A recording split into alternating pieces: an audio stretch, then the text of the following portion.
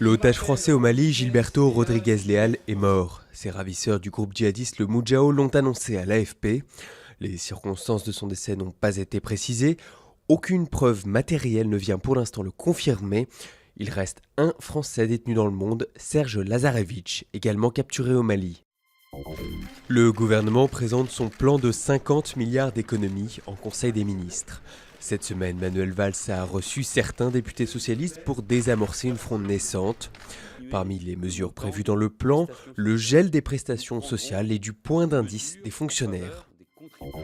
Rio de Janeiro secoué par de violentes émeutes. La colère s'est répandue dans les rues de Copacabana après la mort d'un jeune homme.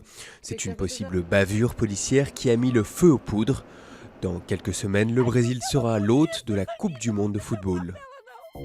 Une semaine après le naufrage du ferry Sewol, les recherches continuent. Plus de 120 corps ont été remontés à la surface, mais près de 180 manquent encore à l'appel.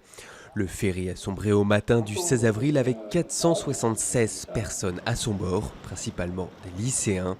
Le capitaine et plusieurs membres de l'équipage ont été arrêtés par les autorités. C'est le jour sans voiture à Medellín. Les particuliers sont incités à laisser leur véhicule au garage et à sauter en selle. Cette initiative vient une nouvelle fois prouver la mutation de la ville.